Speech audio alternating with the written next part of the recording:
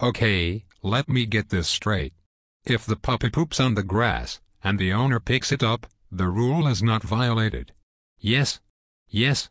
So unless there is an allegation that a puppy poops and that the poop is not picked up and disposed into a sealed plastic bag, there is no violation. And these complaints do not contain an allegation of any pooping that was not picked up, yes? Yes, that would be an unfortunate pooping, but since the poop is picked up and disposed properly, it does not violate the rules. Okay, let's see what the complaints are here. But first, I have to say that this chopped liver is great.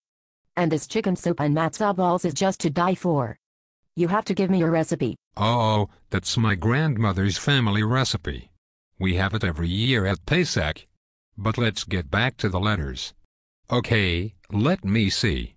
On June 12, the first letter complains that, my second issue is, okay, this neighbor has a lot of issues. Bunch of Meshuggahs and their Meshuggahs. So, let me see. On Friday, June 11, at about 6:40 p.m. I was again in front of my house walking out several guests, when Mr. Fish came walking down Hamlet Drive. At the time Mr. Fish was walking with his two little white dogs. Gee, I bet those two little white dogs are very cute. Yes, Bella and Brady are very cute, very, very cute. The problem is, the letter goes on, Mr. Fish was walking his dogs on my neighbor's lawn. And then proceeded across the front of my lawn and then onto the lawn of redacted Hamlet. Okay, the letter complains you were walking the dogs across the lawn. But this was not against the Hamlet rules in June. And did the rules actually change? I don't know, but clearly in June, walking on the lawn was not against the rules. Okay, the letter continues, Mr. Fish, seeing me in front of my house did not have the sense or decency to remove his dogs from my lawn to the street. To me this is a sign of total disrespect to me and the rest of the community. This is not the first time this has happened. It's an ongoing problem with him. I do not have anything against animals, and I am a dog owner myself and I do not let my dog on my lawn. You see, this neighbor does not let his dogs on his own lawn. He clearly believes that the rule should not allow dogs on the lawns, and in July new rules have come out that dogs may not walk of the grass, so this owner complaints have moved the board to change the rules, oy vey, and now the dogs pee and poop in the street, making a bigger mess than ever, oy vey. But that's another story. But for now, it is not fair to assess a fine on rules that did not exist yet when the complaint was made, and then the letter goes on about his other issues. My lawn has its own issues, and I do not need my neighbor's animals making it any worse. As you can see, I have CC'd some of the board members because these issues are concerning.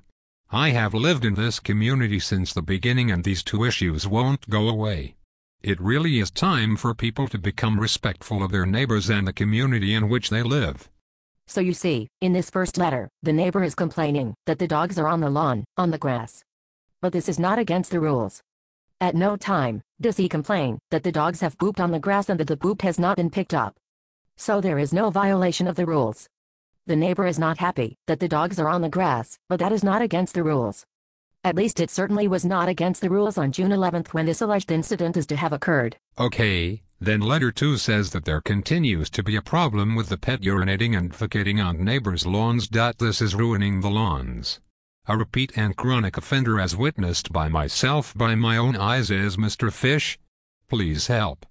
Yes, the letter calls Mr. Fish a repeat and chronic offender, but the complaint does not describe what offense he accuses Mr. Fish of doing so far. The only action that is clearly stated to have been done is that the dogs were on the lawn. That was not against the rules. There is not any allegation of any specific violation of any rule. There is no allegation of any poop making that has not been disposed of properly. And that is what would be against the rules. Okay, the third and final letter, which prompted the second letter from the board, states that on July 9, grass problems continue from dog urination. My neighbor Charlie Fish continues to ignore the rules. He allows the dogs to urinate on my property.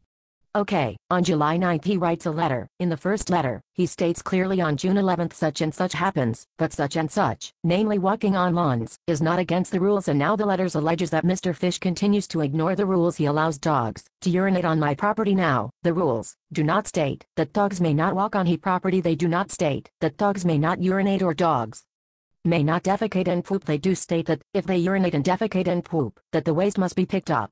and there is no allegation made that at any time there is any dog waste not picked up. And as far as this neighbor complaining that grass problems continue from dog urination, I think that this is the neighbor's opinion perhaps, but as he stated in his first letter, my lawn has its own issues, and I think this neighbor has his own issues, but these letters do not even allege that at any occasion any dog waste was not picked up. There is not even an allegation of a violation of the rules. Okay, so this neighbor has his grass issues and he would blame some of them on the dogs? But the grass issues do not establish that the rule violations have occurred. And no allegation of rule violation, that is, no allegation that the dog has pooped on the lawn and that the poop has not been picked up in a sealed plastic bag, as the rules require. So, in summary then, the letters of complaint were written and submitted and passed on to Dr. Fish but without identifying the writer.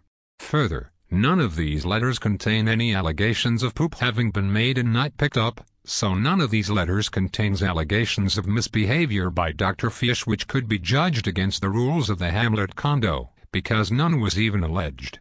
Therefore, the fine assessed by the board is without basis and is arbitrary and should be removed by the grievance committee.